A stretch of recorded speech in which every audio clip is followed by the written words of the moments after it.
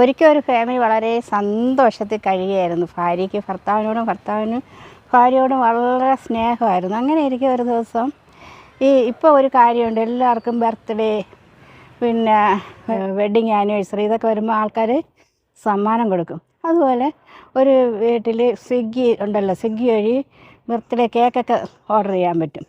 അങ്ങനെ ഈ ബർത്ത്ഡേ സമയത്ത് ആ വീട്ടിലെ പെൺകുട്ടിക്കൊരു ബർത്ത്ഡേ കേക്ക് വന്നു. അപ്പോൾ ഭർത്താവ് ചോദിച്ചാൽ ആരുടെയെന്ന്. അപ്പോൾ അവൾ നോക്കിയപ്പോൾ ആൾക്ക് മനസ്സിലാവണില്ല ആരാണ് അയച്ചതെന്ന്. അപ്പോൾ ഭർത്താവിന് സംശയമായി. കാരണം അത് ഇവൾ രഹസ്യമായിട്ട് ആരോടോ ബന്ധം പുലർത്തുന്നു, ആ ആളായിരിക്കും ഈ അയച്ചു കൊടുത്തതെന്ന് പറഞ്ഞ് എന്തോക്കെ പറഞ്ഞു. യഥാർത്ഥത്തിൽ അങ്ങനെ ആയിരുന്നില്ല. അപ്പോൾ അവൾക്ക് ദേഷ്യം വരും, തിരിച്ചും പറഞ്ഞു. അങ്ങനെ ഒന്നും രണ്ടും പറഞ്ഞ് അവരങ്ങ് ഭയങ്കര പ്രശ്നമായി, വഴക്കായി, അടിയായി, ബഹളമായി. ഇതെല്ലാം കുട്ടികൾ കണ്ടുകൊണ്ടിരിക്കുകയാണ്.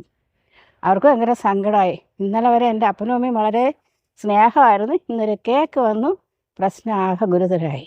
വളരെ ഗുരുതരമായപ്പോൾ ഇവർക്ക് ദേഷ്യം വന്നു. ഈ കേക്ക് എടുത്തങ്ങ് ദൂരെ കളഞ്ഞു. ആ അയച്ചു കൊടുത്ത ആളിൻ്റെ ഒരു അറിവുമില്ല. അപ്പോൾ ഇത് ശരിക്കും ഞാൻ പറയുന്ന ഒരു വ്യക്തിക്ക് ഒരു സാധനം അയച്ചു കൊടുക്കുകയാണെങ്കിൽ തീർച്ചയായിട്ടും ആരാണ് അയക്കുന്നത് എന്ന് പറഞ്ഞ് ഒരു മാന്യത പുലർത്തണം. ഒരു ഹാപ്പി ബർത്ത്ഡേ എന്ന് പറഞ്ഞ് അവരെ വിളിച്ചു പറയണം. അങ്ങനെ മാന്യത പുലർത്താതെ കാണിച്ചതിൻ്റെ പേരിൽ എന്തു പറ്റി?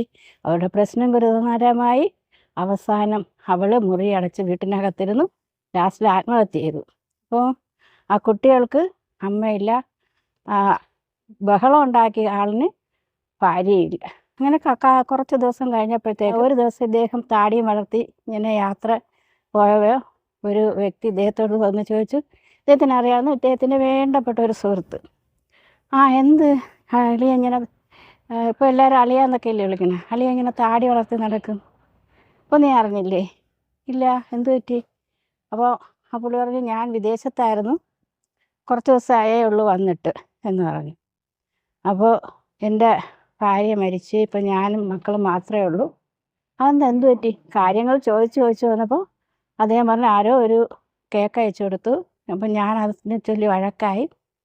അവൾ ആത്മഹത്യ ചെയ്തു. അപ്പോൾ അദ്ദേഹം പറഞ്ഞു, അയ്യോ, ഞാനൊരു കേക്ക് അയച്ചു കൊടുത്തിട്ടുണ്ടായിരുന്നു, പക്ഷേ ഞാൻ അത് വിഷ് ചെയ്യാൻ പിന്നീട് തിരക്ക് വിളിച്ചതിനിടയിൽ മറന്നുപോയതാണ്. അപ്പോൾ നീയാണ് അയച്ചത്, ഒരു വാക്ക് പറയണ്ടേ?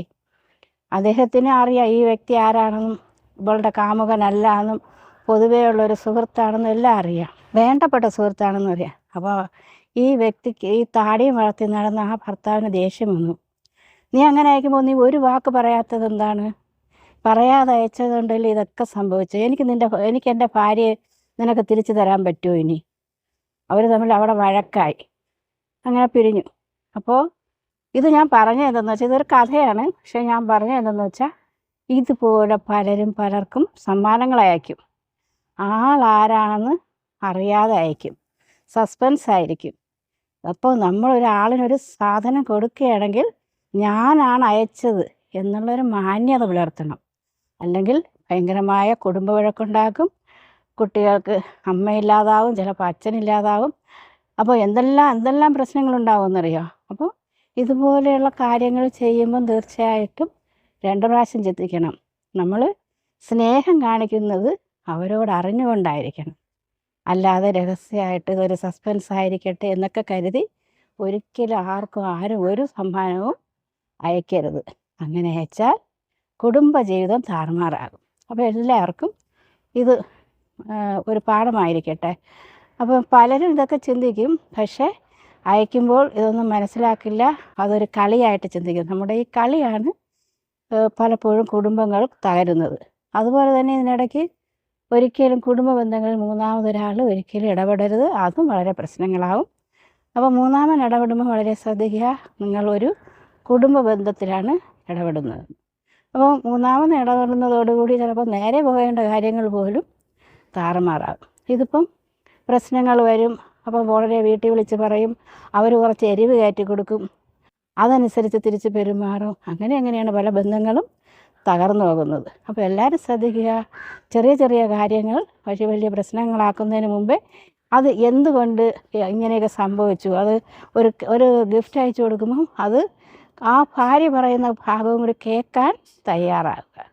എന്നാൽ മാത്രമേ കുടുംബജീവിതം മുന്നോട്ട് പോവുള്ളൂ. അല്ലെങ്കിൽ പിന്നീട് വളരെയധികം വിഷമത്തിലേക്ക് പോകുന്നു. നഷ്ടപ്പെട്ടതിന് ശേഷം നമുക്ക് സഹതപിച്ചിട്ട് കാര്യമില്ല, നമുക്കൊരിക്കലും വീണ്ടെടുക്കാൻ ആവില്ല. അതെല്ലാവരും ഒന്ന് മനസ്സിലാക്കിയിരിക്കുക.